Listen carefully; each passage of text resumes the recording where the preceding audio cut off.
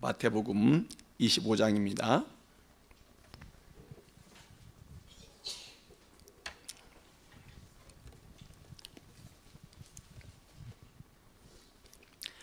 그때 천국은 마치 등을 들고 신랑을 맞으러 나간 10처녀와 같다 하리니 그 중에 5은 미련하고 5은 슬기 있는 자라. 미련한 자들은 등을 가지되 기름을 가지지 아니하고 슬기 있는 자들은 그릇에 기름을 담아 등과 함께 가져갔더니 신랑이 더디음으로 다 졸며 잘세. 밤중에 소리가 나되 보라 신랑이로다 맞으러 나오라 하매 이에 그 처녀들이 다 일어나 등을 준비할세. 미련한 자들이 슬기 있는 자들에게 이르되 우리 등불이 꺼져가니 너희 기름을 좀 나눠 달라 하거늘 슬기 있는 자들이 대답하여 이르되 우리와 너희가 쓰기에 다 부족할까 하노니 차라리 파는 자들에게 가서 너희 쓸 것을 사라 하니 그들이 사러 간 사이에 신랑이 오므로 준비하였던 자들은 함께 혼인 잔치에 들어가고 문은 닫힌지라. 그 후에 남은 처녀들이 와서 이르되 주여 주여 우리에게 열어 주소서. 대답하여 이르되 진실로 너희에게 이르노니 내가 너희를 알지 못하노라 하였느니라. 그런즉 깨어 있으라. 너희는 그날과 그 때를 알지 못하느니라. 또 어떤 사람이 타국에 갈 때 그 종들을 불러 자기 소유를 맡김과 같으니 각각 그 재능대로 한 사람에게는 금 5달란트를, 한 사람에게는 2달란트를, 한 사람에게는 1달란트를 주고 떠났더니 5달란트 받은 자는 바로 가서 그것으로 장사하여 또 5달란트를 남기고 2달란트를 받은 자도 그같이 하여 또 2달란트를 남겼으되 1달란트 받은 자는 가서 땅을 파고 그 주인의 돈을 감추어 두었더니 오랜 후에 그 종들이 주인이 돌아와 그들과 결산할세. 5달란트 받았던 자는 5달란트를 더 가지고 와서 이르되 주인이여 내게 5달란트를 주셨는데 보소서 내가 또 5달란트를 남겼나이다. 그 주인이 이르되 잘하였도다 착하고 충성된 종아, 내가 적은 일에 충성하였음에 내가 많은 것을 내게 맡기리니 내 주인의 즐거움에 참여할지어다 하고 2달란트 받았던 자도 와서 이르되 주인이여 내게 2달란트를 주셨는데 보소서 내가 또 2달란트를 남겼나이다. 그 주인이 이르되 잘하였도다 착하고 충성된 종아, 내가 적은 일에 충성하였음에 내가 많은 것을 내게 맡기리니 내 주인의 즐거움에 참여할지어다 하고 1달란트 받았던 자는 와서 이르되 주인이여 당신은 굳은 사람이라 심지 않은 데서 거두고 해치지 않은 데서 모으는 줄을 내가 알았으므로 두려워하여 나가서 당신의 달란트를 땅에 감추어 두었나이다. 보소서 당신의 것을 가지셨나이다. 그 주인이 대답하여 이르되 악하고 게으른 종아 나는 심지 않은 데서 거두고 해치지 않은 데서 모으는 줄로 내가 알았느냐. 그러면 내가 마땅히 내 돈을 취리하는 자들에게나 맡겼다가 내가 돌아와서 내 원금과 이자를 받게 하였을 것이니라 하고 그에게서 그 1달란트를 빼앗아 10달란트 가진 자에게 주라. 무릇 있는 자는 받아 풍족하게 되고 없는 자는 그 있는 것까지 빼앗기리라. 이 무익한 종을 바깥 어두운 데로 내쫓으라. 거기서 슬피 울며 이를 갈리라 하니라. 인자가 자기 영광으로 모든 천사와 함께 올 때에 자기 영광의 보좌에 앉으리니 모든 민족을 그 앞에 모으고 각각 구분하기를 목자가 양과 염소를 구분하는 것 같이 하여 양은 그 오른편에 염소는 왼편에 두리라. 그때에 임금이 그 오른편에 있는 자들에게 이르시되 내 아버지께 복받을 자들이여 나와 창세로부터 너희를 위하여 예비된 나라를 상속받으라. 내가 줄일 때에 너희가 먹을 것을 주었고 목마를 때에 마시게 하였고 나그네 되었을 때에 영접하였고 헐벗었을 때에 옷을 입혔고 병들었을 때에 돌보았고 옥에 갇혔을 때에 와서 보았느니라. 이에 의인들이 대답하여 이르되 주여 우리가 어느 때에 주께서 줄이신 것을 보고 음식을 대접하였으며 목마르신 것을 보고 마시게 하였나이까. 어느 때에 나그네 되신 것을 보고 영접하였으며 헐벗으신 것을 보고 옷 입혔나이까. 어느 때에 병드신 것이나 옥에 갇히신 것을 보고 가서 배웠나이까 하리니 임금이 대답하여 이르시되 내가 진실로 너희에게 이르노니 너희가 여기 내 형제 중에 지극히 작은 자 하나에게 한 것이 곧 내게 한 것이니라 하시고 또 왼편에 있는 자들에게 이르시되 저주를 받은 자들아 나를 떠나 마귀와 그 사자들을 위하여 예비된 영원한 불에 들어가리라. 내가 줄일 때에 너희가 먹을 것을 주지 아니하였고 목마를 때에 마시게 하지 아니하였고 나그네 되었을 때에 영접하지 아니하였고 헐벗었을 때에 옷 입히지 아니하였고 병들었을 때에 옥에 갇혔을 때에 돌아보지 아니하였느니라 하시니 그들도 대답하여 이르되 주여 우리가 어느 때에 주께서 줄이신 것이나 목마르신 것이나 나그네 되신 것이나 헐벗으신 것이나 병드신 것이나 옥에 같이 보고 공양하지 아니하더이까. 이에 임금이 대답하여 이르시되 내가 진실로 너희에게 이르노니 이 지극히 작은 자 하나에게 하지 아니한 것이 곧 내게 하지 아니한 것이니라 하시리니 그들은 영벌에 의인들은 영생에 들어가리라 하시니라. 아멘. 아멘. 우리 고백합니다. 하나님 사랑합니다. 하나님 사랑합니다. 예, 오늘은 추석 명절입니다. 추석 명절에 우리에게 복을 주시고 형통케 하신 하나님을 예배하고 높이는 하루가 되기를 주의 이름으로 축복합니다. 예, 오늘 마태복음 25장은 예수님의 재림을 기다리며 살아가는 성도들이 어떻게 살아가야 하는가를 말해주고 있습니다. 첫째로 보니까 열처녀의 비유는 신랑 되시는 예수님을 기다리는 성도들의 삶에 대하여 말씀을 합니다. 열처녀 모두는 신랑을 기다렸다 이렇게 말합니다. 신랑은 다시 오실 예수님이고 또 신랑을 기다리는 열처녀는 예수님을 믿고 살아가는 성도들이에요. 신랑을 기다리는 처녀들은 다른 사람이 아니라 예수님의 재림을 기다리고 있는 나 자신이고 우리 자신임을 아시기를 바랍니다. 그런데 보니까 문제가 있음을 알 수가 있어요. 5절에 문제가 나옵니다. 5절이 이렇게 돼 있어요. 신랑이 더디움으로 다 졸며 잘세라고 예수님이 말씀하십니다. 기다리던 신랑이 해가 넘어지기 전에 오면은 참 좋은데 오지 않으셨어요. 하루 종일 기다렸는데 오지 않았습니다. 이 말은 우리가 믿는 예수님이 우리가 생각하는 때에 오시는 것이 아님을 이렇게 말씀하고 있어요.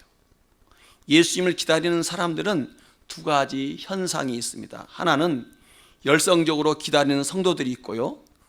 우리의 사람들은 또 기다림에 지쳐서 잠을 자는 사람들이 있습니다. 이 재림에 대한 열정이 있는 사람들은 자기들끼리 모여서 예수님의 재림을 간절하게 기다립니다. 재림에 대한 열정을 가진 사람들에 대해서 앞에 마태복음 24장에서 예수님이 말씀을 하시면서 주의를 주셨어요. 마태복음 24장 36절에서 이렇게 말씀하십니다. 그러나 그 날과 그때는 아무도 모르고 하늘의 천사들도 아들도 모르고 오직 아버지만 아시느니라 이렇게 말씀하셨습니다. 예수님이 재림하시는 날을 천사들도 모르고 예수님도 모르고 아무도 모른다는 거예요. 오직 하나님만 아신다고 말씀하셨습니다. 예수님이 이렇게 말씀하신 것은 예수님이 재림하시는 날은 오직 하나님의 때에 일어나는 일이므로 알 수 없다는 것입니다. 그러므로 그때까지 할 일은 뭐냐? 그냥 깨어서 기다리는, 깨어서 기다리라고 하는 그런 말씀이에요. 또 마태복음 24장 23절로 27절에서 말씀합니다. 그때 사람이 너희에게 말하되 보라 그리스도가 여기 있다 혹 저기 있다 해도 믿지 말라.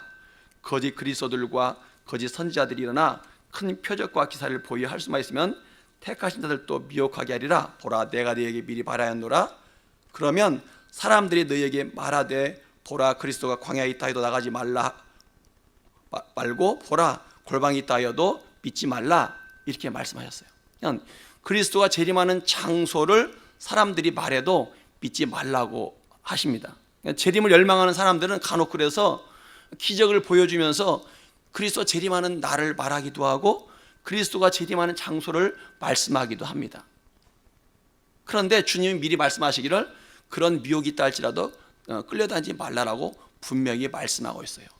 근데 오늘 또 똑같이 말씀합니다. 25장 13절에서도 똑같이 반복해서 말씀합니다. 그런즉 깨어있으라 너희는 그 날과 그 때를 알지 못하느니라.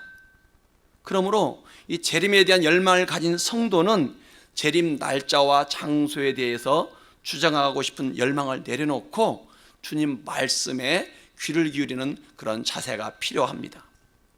또 재림을 기다리는 사람들 중에 오늘 본문에 나오는 처녀들처럼 신랑을 기다리다가 잠을 자는 경우가 있습니다. 구원을 받고 신앙생활을 하며 예수님을 기다리다 보니까 쉽지가 않습니다. 이 땅에서 직장에 다니고 결혼하고 아이들을 양육하고 인생을 살아가려다 보니까 예수님만 기다리고 살기에는 많은 어려움을 느끼게 된다 그 말이에요.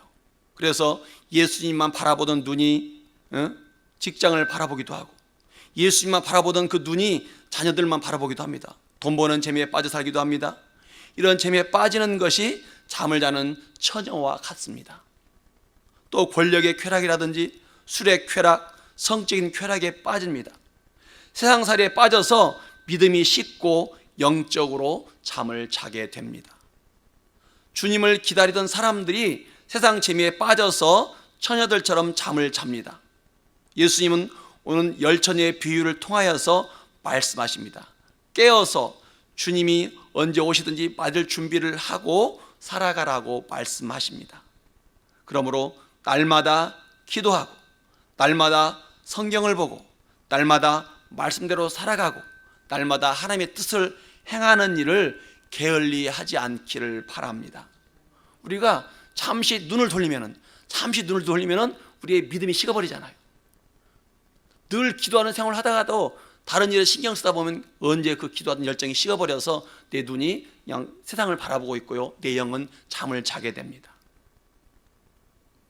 그렇게 잠을 자다 보면은 미련한 다섯 처녀처럼 이렇게 되는 경우가 있을 수가 있어요.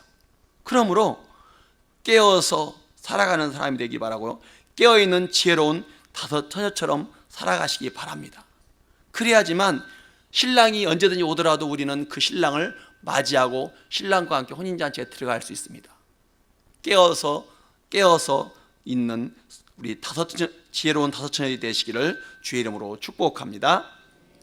두 번째 비유는 14절로 30절에 나오는 달란트를 받은 세 종의 이야기입니다. 어떤 사람이 종들에게 자기의 소유를 맡겼다 이렇게 말합니다. 한 종에게는 5달란트를, 다른 종에게는 2달란트를, 세 번째 종에게는 1달란트를 맡겼습니다.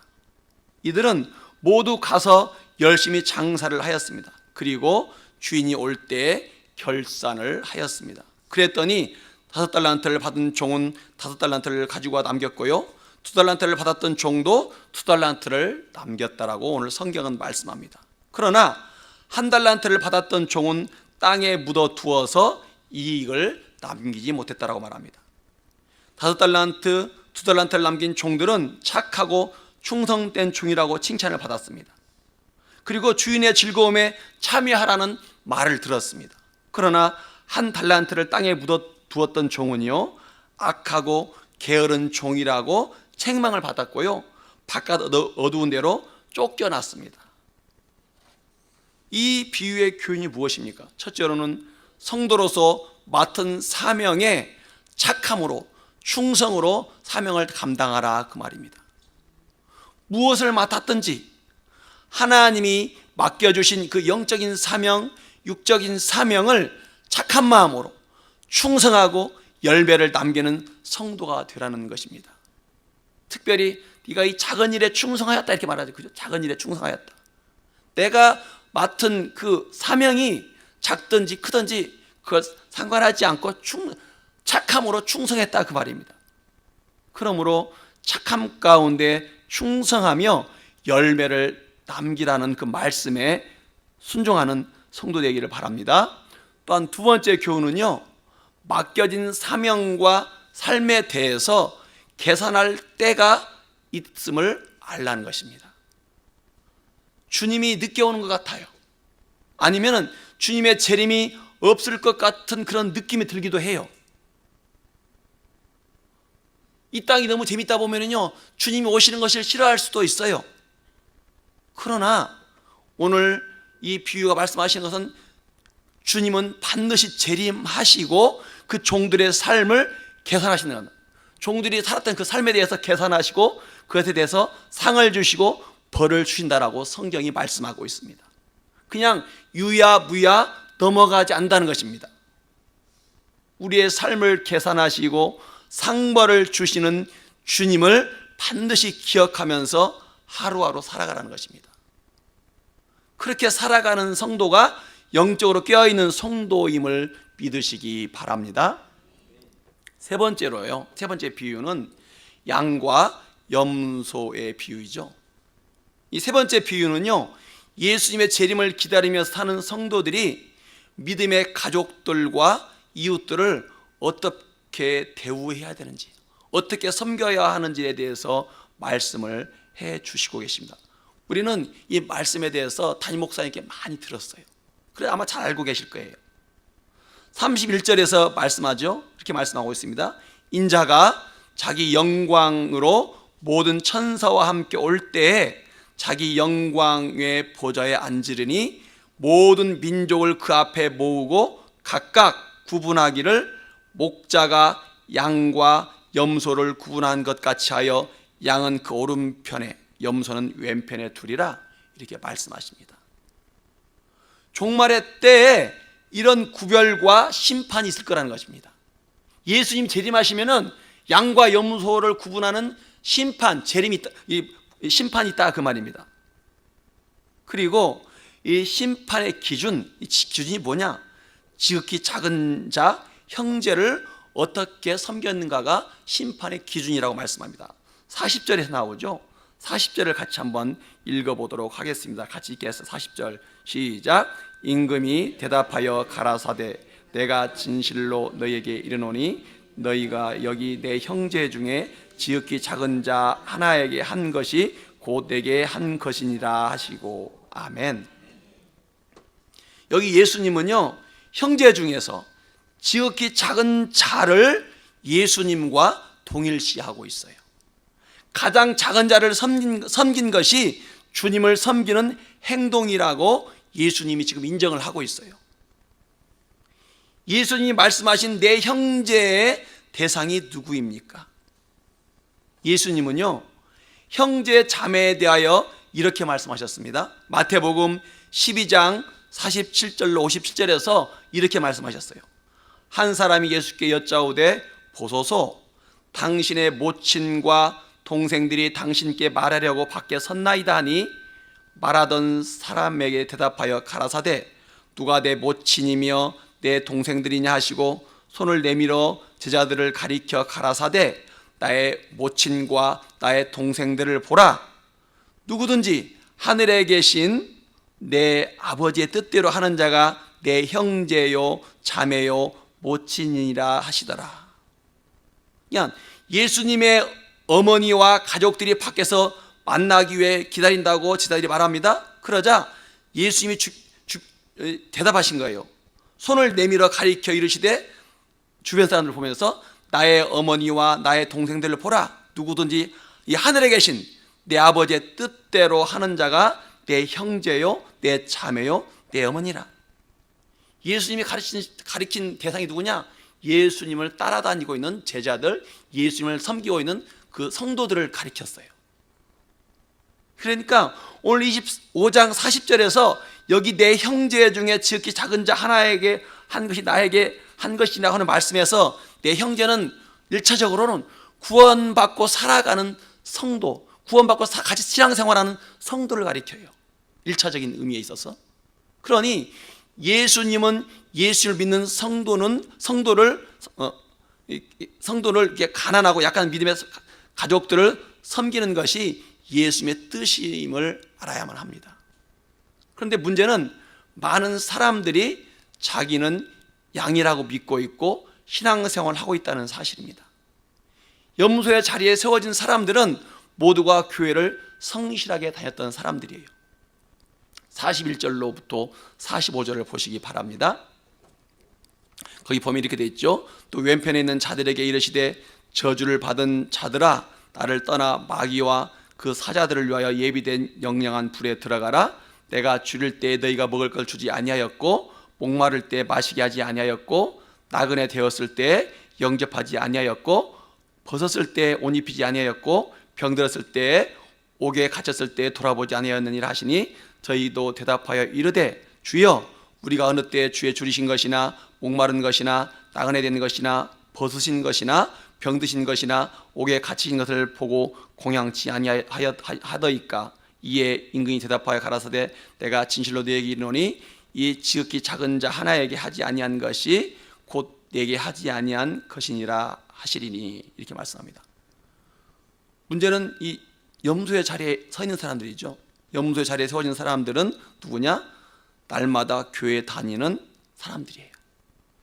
날마다 교회 다니면서 형제 자매들을 섬겼던 사람들입니다.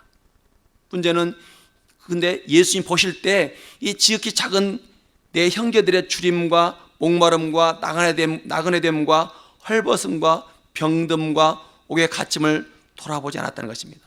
예, 교회를 다니면서 형제들 열심히 섬겼는데 주님은 말씀하시기를 그거 아니라는 거예요. 네가 교회 다니면서 형제들을 섬기고 자매들을 섬겼는데 주님 보시기에 그것은 내 형제, 나를 섬긴 것이 아니다라고 주님이 말씀하고 있다는 것입니다. 그래서 문제가 되죠. 담임 목사님이 이거 수없이 설교하셨어요. 그죠? 교회를 다니고 있는 사람들 중에도 염소가 많다라고 있다라고 설교를 하셨습니다. 왜 교회를 다니면서 형제 자매들을 갖다가 가난한 자, 약한 자를 섬겼다라고 하는데 주님은 인정해 주지 않느냐 이거죠. 그죠? 섬김에 문제가 있었다는 거겠죠. 그죠? 섬길 때 눈에 띄는 섬김을 했다든지, 그죠? 아니면은 섬길 때 자랑할 만한 섬김, 오히려 정말 가난한 사람, 작은 사람들은 무시하고 소외시키면서 섬겼을 수도 있어요. 그 섬김이 지극히 자기중심적이고 자기 이름과 자기 유익만을 위해서 섬겼을 수도 있어요. 나는 섬긴 건데 주님이 그렇게 판단했다는 거예요. 그러니 주님이 인정하지 않는 섬김이 되었다 그 말입니다.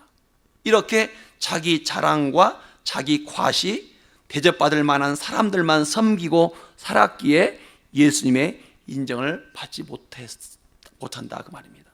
이는 섬길 때 어떤 섬김이에요? 대접을 받을 만한 섬김이 되는 거예요. 내가 이 사람 섬길 때 나를 인정해 주겠지? 내가 섬길 때 눈에 띄겠지? 사람들이 나를 존중해 주겠지? 많이 섬겼는데 그런 동기, 그런 마음, 정말 그 주님을 섬기는 마음으로 그런 걸 섬기지 않았던 거예요. 약한 자들을. 그렇게 섬겼던 이유는 예수님을 진정으로 섬기지 않았거나 예수님을 인격적으로 만나지 못했기 때문일 수도 있죠. 그죠? 성령 받지 못했거나 거듭나지 않았기 때문에. 이 설교를 하는 저도 염소의 자리에 갈 수 있다 그 말이에요. 오늘 설교 본문은 설교를 하는 너도 염소의 자리에 갈 수 있다 이 경고를 하고 있는 거예요 지금.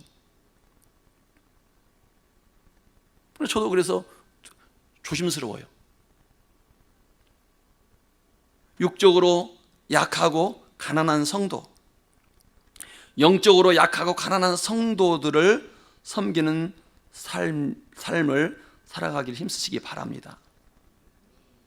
먼저는 이 형제가 성도를 말한다고 했죠. 더 넓게 펼친다고 한다면은 성도가 아닐지라도 주위에 가난한 자들이 있으면 그들을 섬겨야 하겠죠. 그죠?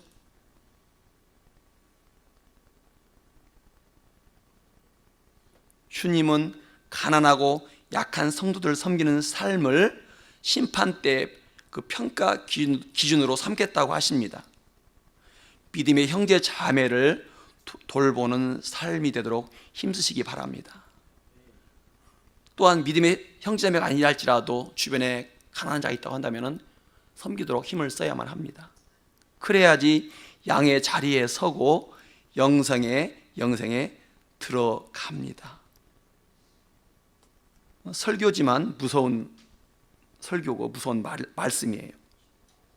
오늘 말씀을 기억하면서 기도합시다. 영적으로 깨어서 주님을 기다리는 성도가 됩시다.